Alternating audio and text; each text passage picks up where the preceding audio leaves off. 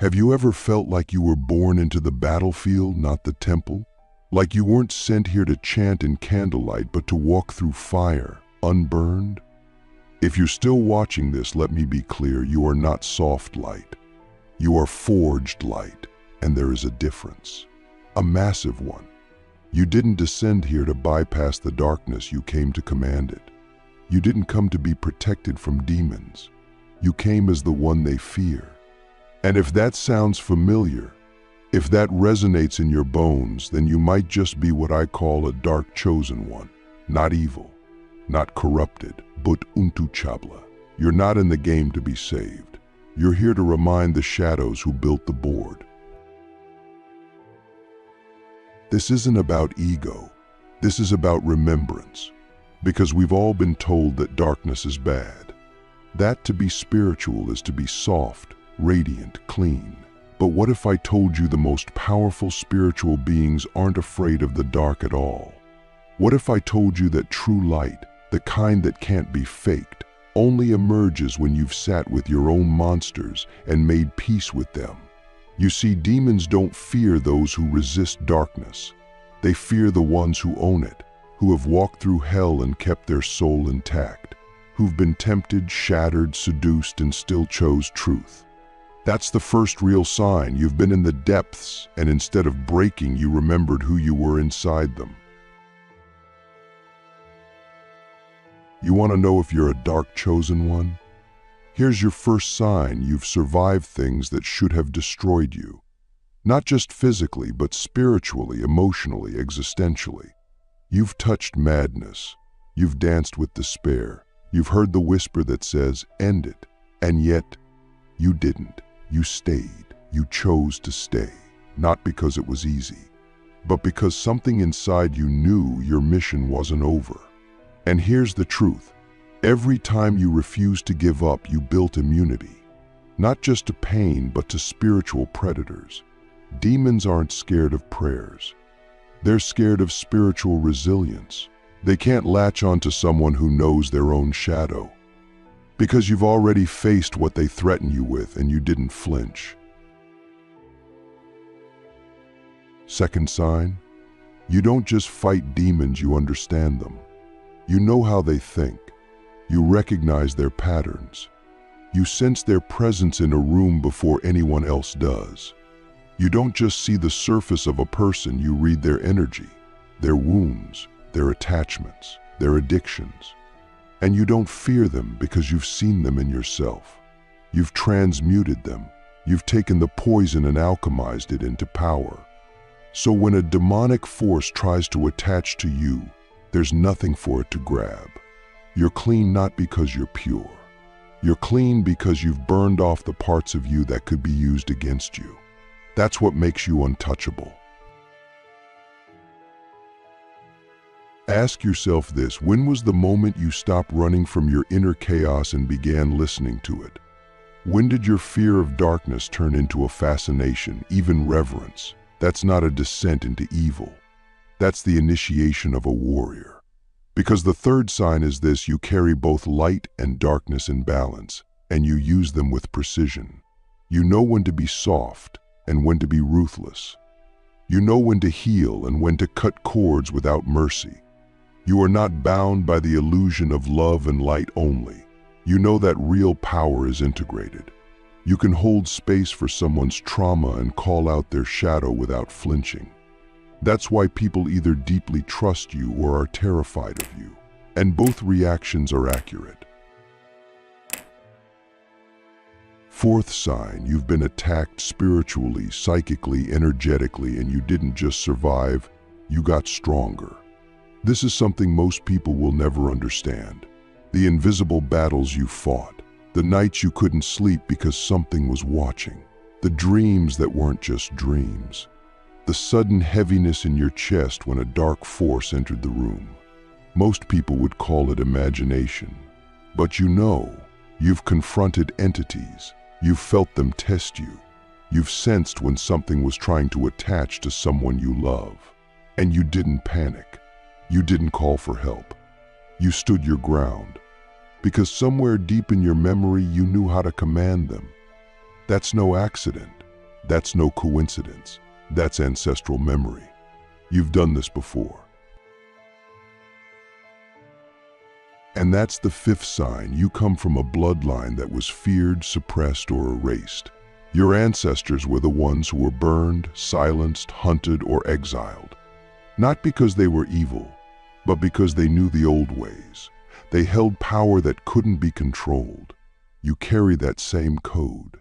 Maybe you felt it as a child, an eerie knowing, a connection to the unseen, a feeling that things weren't as they seemed. You were born awake, and even when you tried to forget, the darkness wouldn't let you.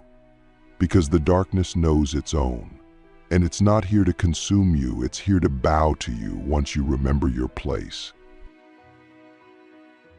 But here's where we go deeper. Sixth sign, you've been labeled as too intense, too much, too serious, or even too dark. People have projected their fear onto you. Relationships couldn't handle your depth. Friends drifted because your presence held up a mirror they weren't ready to look into.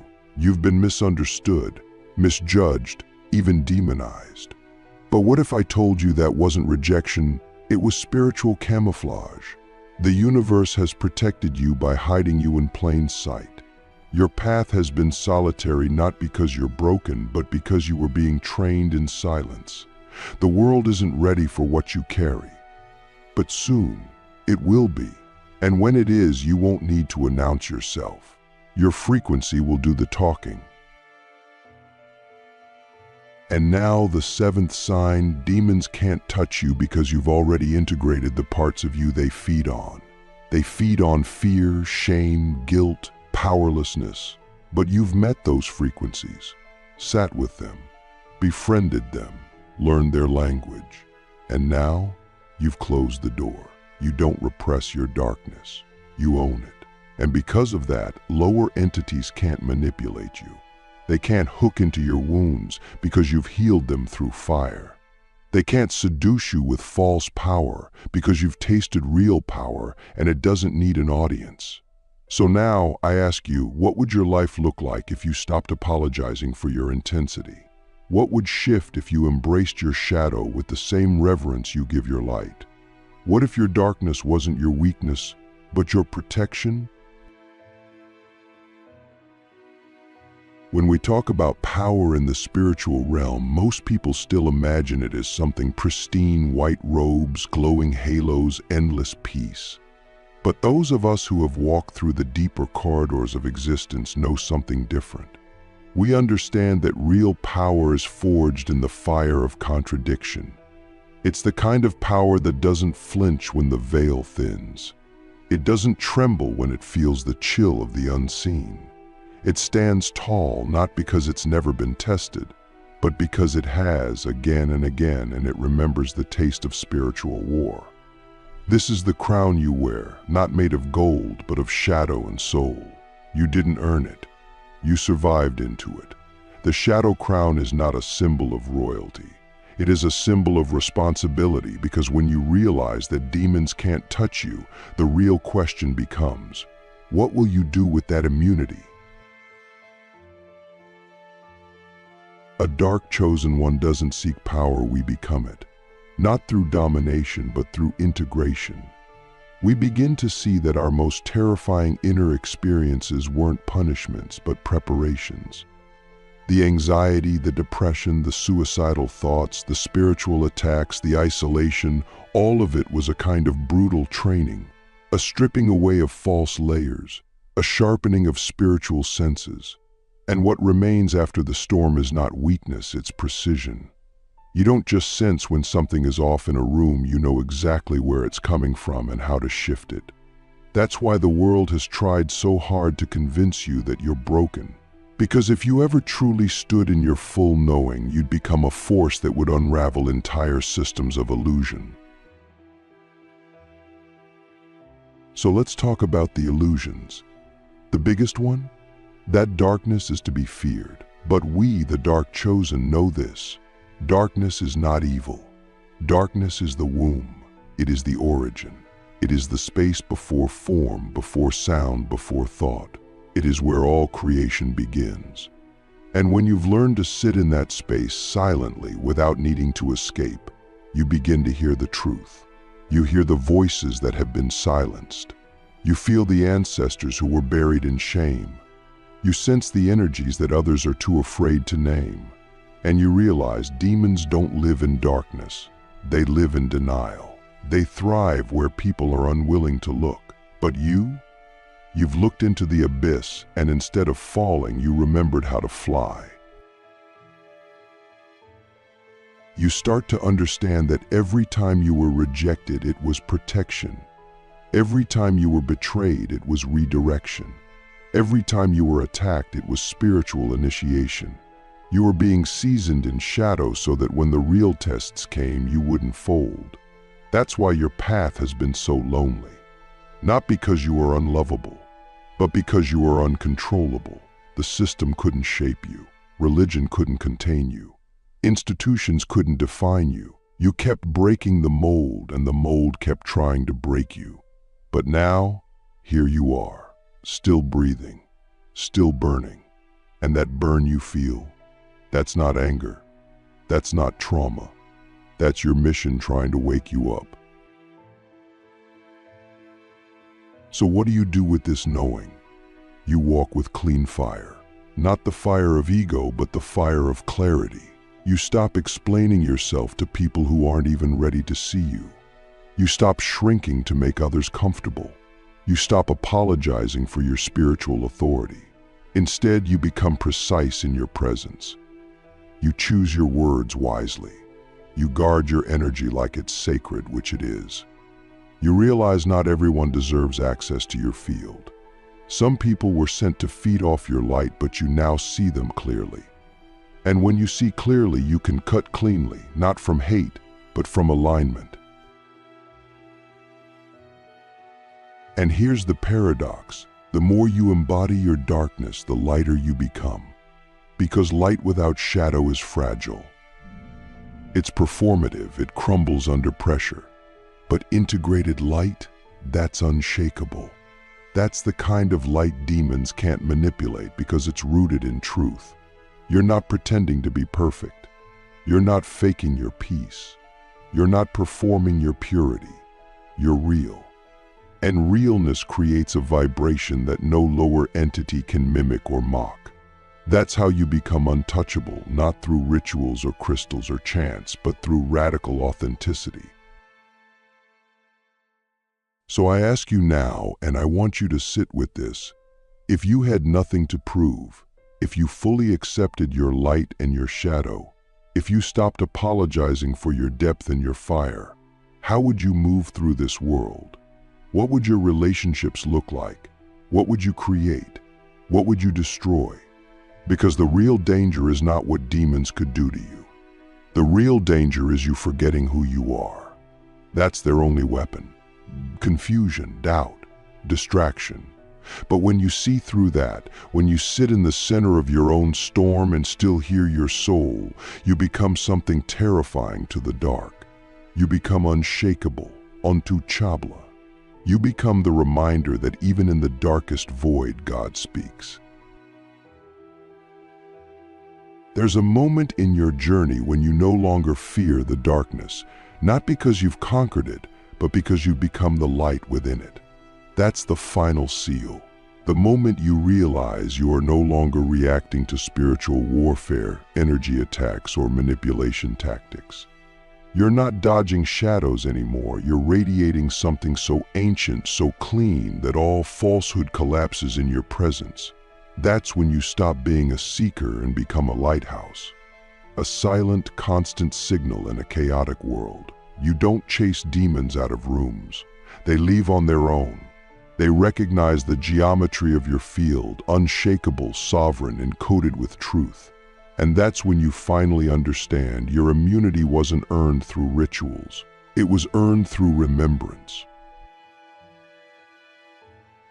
You remembered who you were before the programming, before the trauma, before the fear.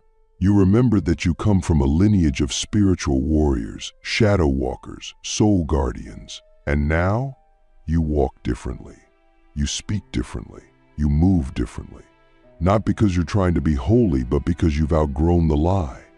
The lie that said you had to be clean to be powerful. The lie that said you had to be loved to be worthy. The lie that said you had to be rescued from darkness. No, you were born in it, molded by it, and now you use it not to destroy but to illuminate, because only someone who has walked through the void knows how to guide others through it. But here's the wisdom most miss. Being a dark chosen one isn't about being better. It's about being responsible. You carry a frequency that can awaken or annihilate. That's why your words have weight. That's why you get tested more often, more intensely. Because your path isn't about comfort, it's about precision tuning. You are a spiritual instrument designed to disrupt illusions, to collapse false timelines, to activate dormant codes in others. And that means you don't get to numb out. You don't get to play small. You don't get to pretend you haven't seen what you've seen. You've been given sight, and with that sight comes spiritual responsibility. The question is, will you honor it? You honor it by becoming unshakably clear. You clarify your field.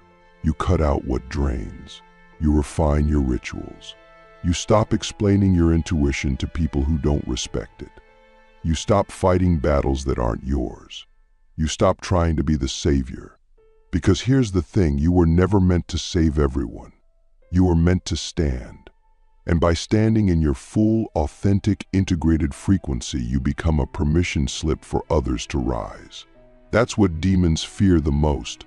Not your rage, not your rituals, but your clarity. Because a clear soul cannot be tricked. A clear soul cannot be hijacked. A clear soul is sovereign, and sovereignty is contagious. So now we arrive at the final truth. You are not here to be protected. You are here to protect the grid, to hold the line in a world that's forgotten the line exists. You are here to walk into rooms and shift the frequency without saying a word, to dismantle ancestral curses simply by being the one who did not fold. You are here to rewrite the narrative, not with sermons, but with embodiment. That's why your presence feels like a disruption. That's why the wrong people can't stay. That's why systems try to silence you, distract you, dilute you, but they can't touch you, because there's no handle, no hook, no fracture. You've sealed yourself from the inside out, with shadow, with fire, with divine remembrance. So I ask you in this final moment, with all the weight it deserves, what would happen if you never forgot this again? What could you create if you stopped seeking initiation and realized you already passed every test? What kind of world could we build if all the dark chosen ones finally stopped hiding and stood up at the same time? That's the real vision. Not domination, not control, but activation. Millions of us standing in silence, radiating raw, integrated power. A frequency so clean demons can't look at us. A vibration so ancient every false system begins to crumble. That's the future.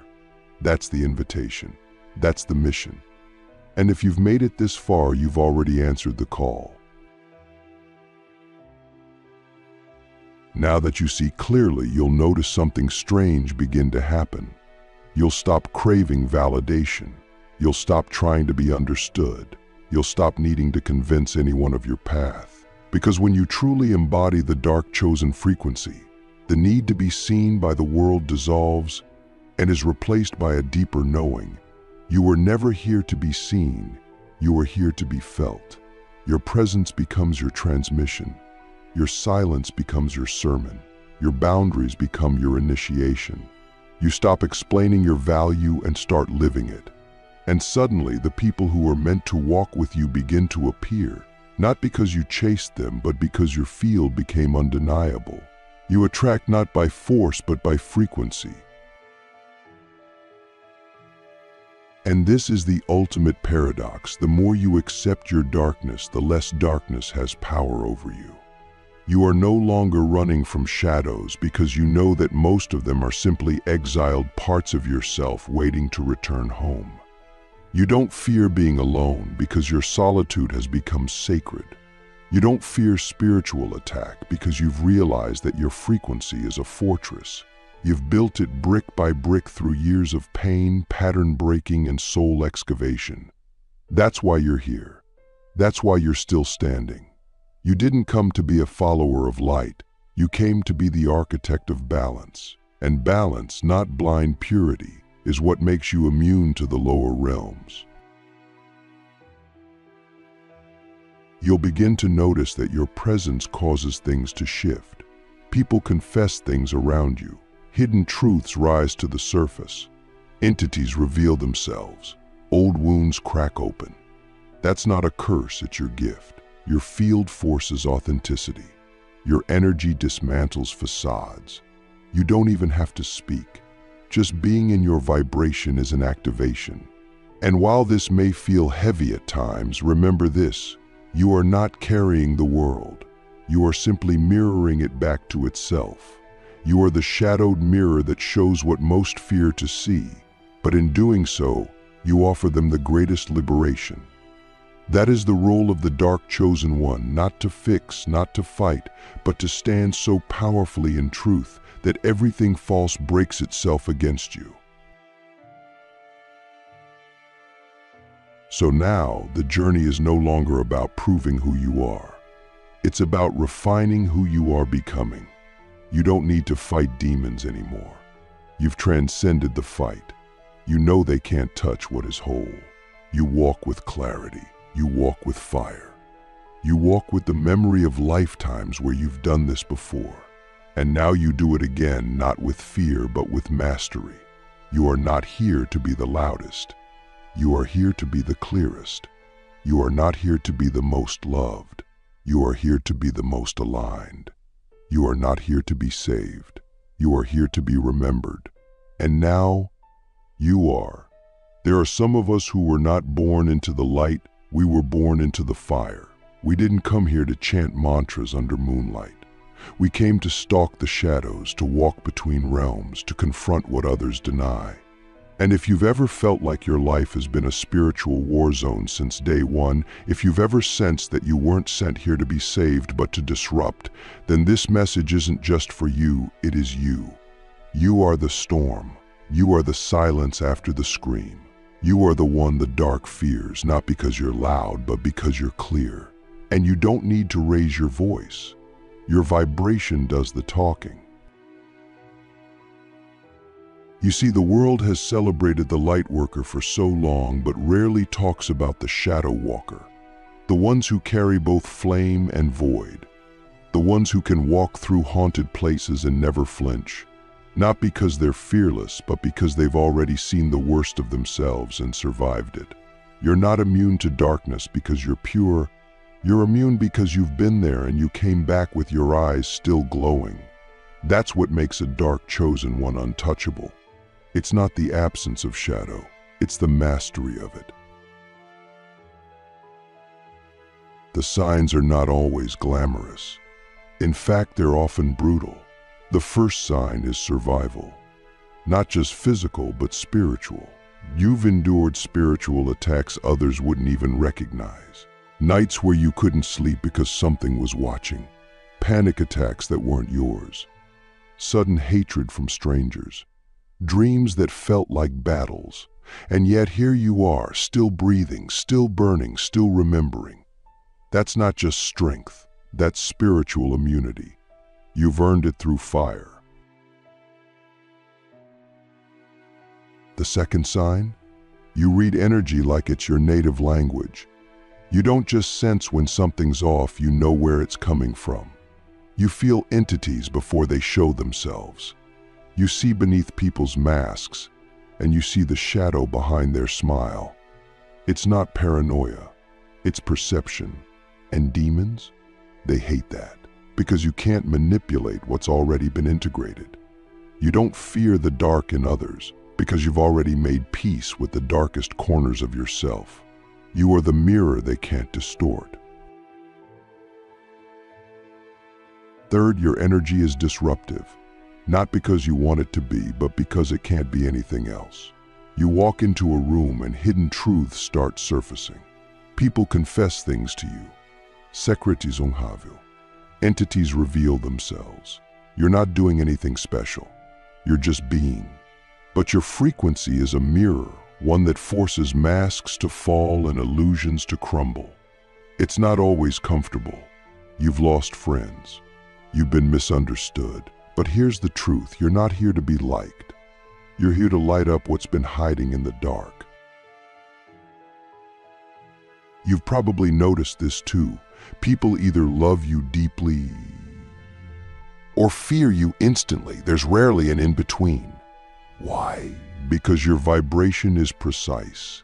It doesn't allow half-truths. It doesn't play spiritual games. You might be kind, you might be soft-spoken, but your field is surgical. It cuts through distortion. That's the fourth sign. You're not intense because you're dramatic. You're intense because you are clean, spiritually clean. And lower entities, they can't feed off someone who has no leaks. The fifth sign, you've had moments where the veil thinned and you didn't panic. Maybe you saw a spirit. Maybe you heard voices. Maybe you felt an energy press into your chest at night. But even in the fear, something in you knew. You weren't just experiencing something random. You were being tested, and you didn't call for protection. You became protection. You anchored your energy. You stood your ground. That's not just intuition. That's ancestral memory. You've done this before. In lifetimes, in lineages, in dimensions you don't even consciously remember. But your soul does. And here's the sixth sign. Your path has been lonely. Not because you're broken, but because you're rare. You were hidden in plain sight for seasons, camouflaged by the universe itself so that your power wouldn't be hijacked before you were ready. That isolation wasn't punishment. It was preparation. You weren't meant to find your tribe in the crowd. You were meant to become a beacon so your tribe could find you. And when they do, it won't be through words. It'll be through recognition. The seventh sign is the most powerful of all. Demons can't touch you because there's nothing left to feed on. You've integrated the shame, the fear, the rage, the guilt. They don't control you anymore, they serve you. You've transmuted your wounds into weapons. You've turned your trauma into tools. You don't need to be perfect. You just need to be whole. And you are. That's why they can't latch on. You're not fragmented. You're not pretending. You're not leaking energy through self-betrayal. You're aligned. And alignment, that's the highest form of protection there is. But now that you know this, a new question arises. What will you do with it? Because being a dark chosen one isn't a title. It's a responsibility. You carry a frequency that has the power to disrupt illusions, collapse false timelines, and activate souls just by existing. That's not something to be taken lightly. Your words have weight. Your silence has gravity. Your choices ripple across dimensions. So let me ask you now, are you moving like someone who knows this? This is where the real work begins. The refining, the deep listening, the cutting away of distractions. Because now you understand that your time, your energy, your field is sacred architecture. You don't let just anyone into your temple. You don't explain your intuition to people who haven't earned your trust. You don't water down your power to be digestible. You live in your frequency fully, fiercely, without apology. Because that frequency is your weapon, your shield, your offering. And when it's clear, everything changes. You'll notice that people begin to shift around you. Some will rise, others will run. That's not personal. That's energetic law. When you become a lighthouse, you don't chase ships, you stand. You let your light do the speaking. And the ones who are meant to sail toward you will navigate through their own storms to reach you. That's the beauty of sovereignty. You stop broadcasting. You start radiating. And that radiance, it's unstealable. You'll also realize that the spiritual war is no longer something you react to. You transcend the fight. You don't flinch when entities appear. You don't run when darkness rises. You command the space with your presence. You don't need to yell. You don't need to threaten. You don't need to cleanse the room. You are the cleanse. You've become the vibration that falsehood cannot survive. That's what it means to be untouchable. Not that you're above challenge, but that you are rooted in a truth that cannot be shaken. And from that place, a new kind of mission emerges. One that's not about saving people, but about awakening them. You're not here to rescue anyone. You're here to embody what they forgot they were capable of. Your life becomes the sermon, not because it's easy, not because it's perfect, but because it's real. And realness, that's what recalibrates the world. That's what demons can't mimic. That's what systems can't replicate. That's what the earth needs now, souls who are undeniable. So I ask you again, at the deepest level, what would your life look like if you never denied your darkness again? If you wore it like a cloak of clarity instead of hiding it like a scar? What could you create if you stopped protecting people from your fire and started blessing them with it? What kind of world would unfold if all the dark chosen ones stood up at once, not to fight but to embody? Because that's the revolution, not external, energetic. You are not here to be safe. You are here to be clean. You are not here to be loved by all. You are here to be aligned with truth. You are not here to blend in. You are here to transmit. And the transmission is this: the age of pretending is over. The age of performance is over. The age of spiritual cosplay is over. What remains? Only the real, only the raw, only the revealed.